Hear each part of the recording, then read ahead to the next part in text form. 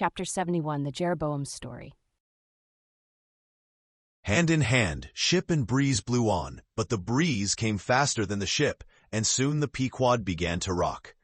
By and by, through the glass, the strangers' boats and manned mastheads proved her a whaleship.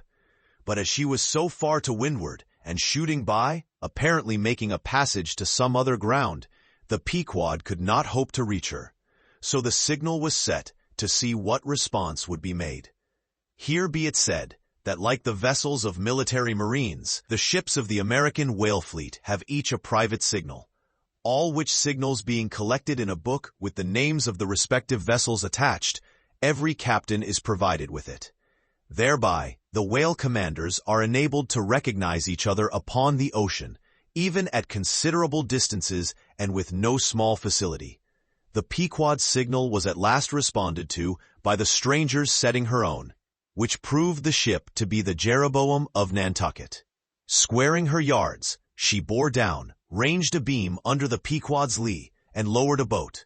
It soon drew nigh, but as the side ladder was being rigged by Starbuck's order to accommodate the visiting captain, the stranger in question waved his hand from his boat's stern in token of that proceeding being entirely unnecessary. It turned out that the Jeroboam had a malignant epidemic on board, and that Mayhew, her captain, was fearful of infecting the Pequod's company.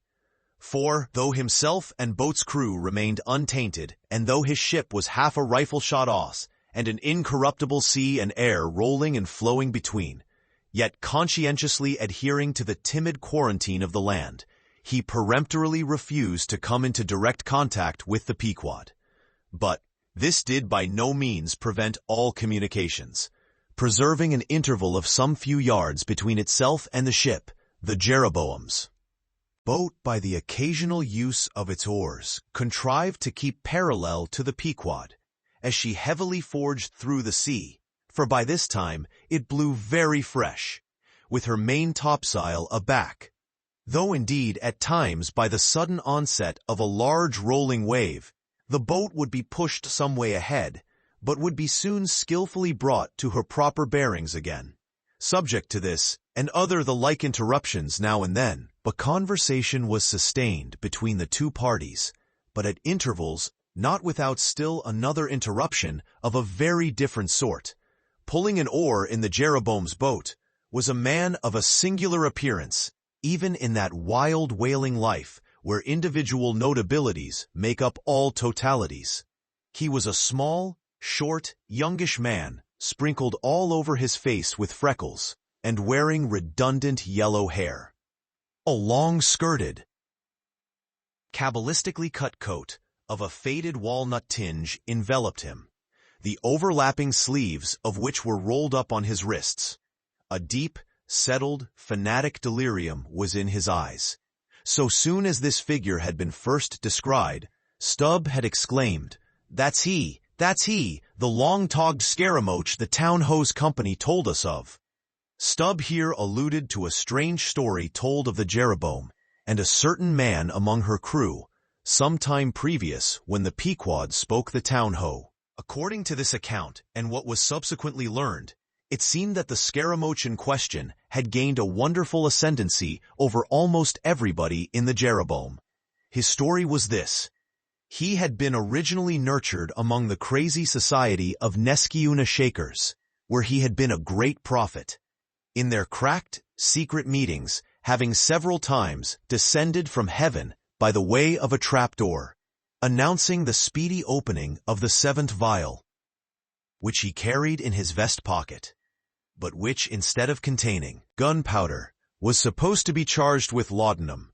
A strange apostolic whim having seized him, he had left Nesciuna for Nantucket, where, with that cunning peculiar to craziness, he assumed a steady, common-sense exterior, and offered himself as a green-hand candidate for the Jeroboam's whaling voyage. They engaged him, but straightway upon the ship's getting out of sight of land, his insanity broke out in a freshet. He announced himself as the Archangel Gabriel, and commanded the captain to jump overboard. He published his manifesto, whereby he set himself forth as the deliverer of the isles of the sea, and Vicar General of all Oceanica. Unflinching earnestness with which he declared these things, the dark, daring play of his sleepless, excited imagination, and all the preternatural terrors of real delirium, united to invest this Gabriel in the minds of the majority of the ignorant crew with an atmosphere of sacredness. Moreover, they were afraid of him. As such a man, however, was not of much practical use in the ship, especially as he refused to work except when he pleased, the incredulous captain would fain have been rid of him.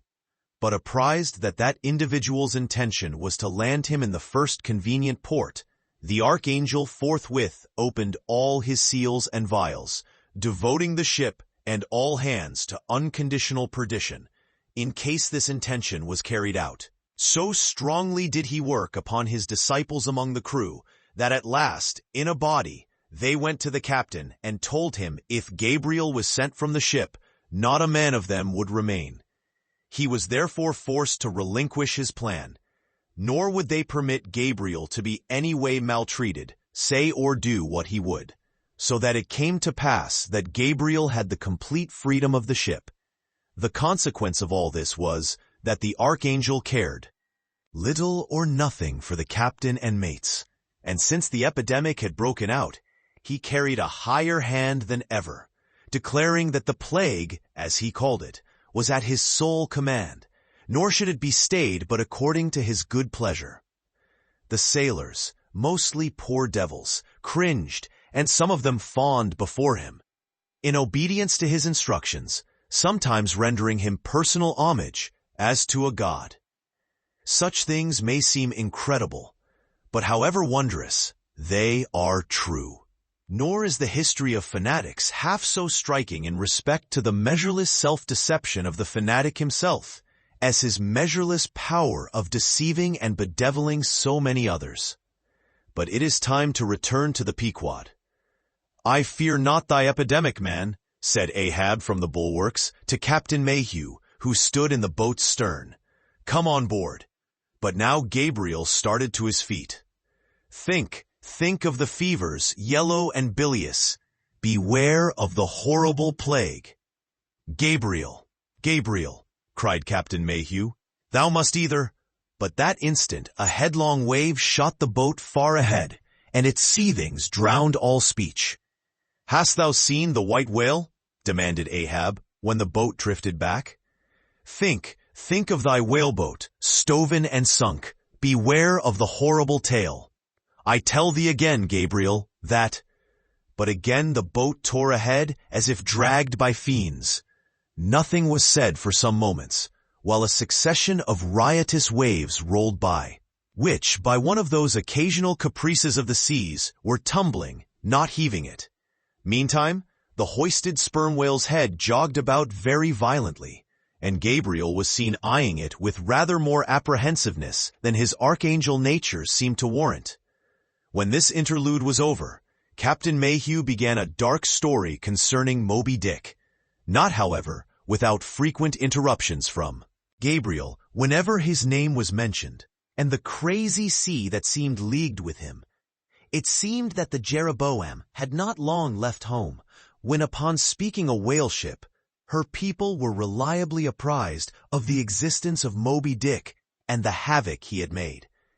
Greedily sucking in this intelligence, Gabriel solemnly warned the captain against attacking the white whale, in case the monster should be seen, in his gibbering insanity, pronouncing the white whale to be no less a being than the Shaker God incarnated, the Shakers receiving the Bible. But when, some year or two afterwards, Moby Dick was fairly sighted from the mastheads, Macy, the chief mate, burned with ardor to encounter him, and the captain himself being not unwilling to let him have the opportunity, despite all the archangel's denunciations and forewarnings, Macy succeeded in persuading 5 men to man his boat. With them, he pushed off, and after much weary pulling and many perilous unsuccessful onsets, he at last succeeded in getting one iron fast. Meantime, Gabriel, ascending to the main royal masthead, was tossing one arm in frantic gestures, and hurling forth prophecies of speedy doom to the sacrilegious assailants of his divinity. Now, while Macy, the mate, was standing up in his boat's bow, and with all the reckless energy of his tribe, was venting his wild exclamations upon the whale, and essaying to get a fair chance for his poised lance, lo, a broad white shadow rose from the sea, by its quick fanning motion, temporarily taking the breath out of the bodies of the oarsmen. Next instant, the luckless mate, so full of furious life, was smitten bodily into the air, and making a long arc in his descent, fell into the sea at the distance of about 50 yards. Not a chip of the boat was harmed, nor a hair of any oarsman's head, but the mate forever sank. It is well to parenthesize here that of the fatal accidents in the sperm whale fishery, this kind is perhaps almost as frequent as any. Sometimes nothing is injured but the man who is thus annihilated. Oftener the boat's bow is knocked off, or the thigh-board, in which the headsman stands, is torn from its place and accompanies the body. But strangest of all is the circumstance that in more instances than one, when the body has been recovered, not a single mark of violence is discernible, the man being stark dead. The whole calamity with the falling form of Macy was plainly descried from the ship. Raising a piercing shriek, "The vial! The vial!" Gabriel called off the terror-stricken crew from the further hunting of the whale. This terrible event clothed the archangel with added influence, because his credulous disciples believed that he had specifically foreannounced it, instead of only making a general prophecy, which anyone might have done, and so have chanced to hit one of many marks in the wide margin allowed. He became a nameless terror to the ship. Mayhew having concluded his narration, Ahab put such questions to him, that the stranger captain could not forbear inquiring whether he intended to hunt the white whale, if opportunity should offer. To which Ahab answered, "Aye." Straightway then, Gabriel once more started to his feet, glaring upon the old man, and vehemently exclaimed, with downward-pointed finger, think of the blasphemer, dead and down there. Beware of the blasphemer's end." Ahab stolidly turned aside, then said to Mayhew, "Captain, I've bethought me of my letter bag. There is a letter for one of thy officers, if I mistake not. Starbuck, look over the bag." Every whale ship takes out a goodly number of letters for various ships, whose delivery to the persons to whom they may be addressed depends upon the mere chance of encountering them in the four oceans. Thus, most letters never reach their mark, and many are only received after attaining an age of 2 or 3 years or more. Soon Starbuck returned with a letter in his hand. It was sorely tumbled, damp, and covered with a dull, spotted green mold, in consequence of being kept in a dark locker of the cabin. Of such a letter, Death himself might well have been the postboy. "Canst not read it?" cried Ahab. "Give it me, man." Aye, it's but a dim scrawl. What's this?" As he was studying it out, Starbuck took a long cutting spade pole, and with his knife slightly split the end to insert the letter there, and in that way hand it to the boat without its coming any closer to the ship. Meantime, Ahab, holding the letter, muttered, "Mr. Harry. Yes, Mr. Harry. A woman's pinny hand. The man's wife, I'll wager. Aye, Mr. Harry Macy, ship Jeroboam. Why, it's Macy, and he's dead. Poor fellow, and from his wife," sighed Mayhew. "But let me have it." "Nay, keep it thyself," cried Gabriel to Ahab. "Thou art soon going that way." "Curses throttle thee," yelled Ahab. "Captain Mayhew, stand by now to receive it." And taking the fatal missive from Starbuck's hands, he caught it in the slit of the pole, and reached it over towards the boat. But as he did so, the oarsmen expectantly desisted from rowing. The boat drifted a little towards the ship's stern, so that, as if by magic, the letter suddenly ranged along with Gabriel's eager hand. He clutched it in an instant, seized the boat knife, and impaling the letter on it, sent it thus loaded back into the ship. It fell at Ahab's feet. Then Gabriel shrieked out to his comrades to give way with their oars, and in that manner the mutinous boat rapidly shot away from the Pequod. As after this interlude, the seamen resumed their work upon the jacket of the whale, many strange things were hinted in reference to this wild affair.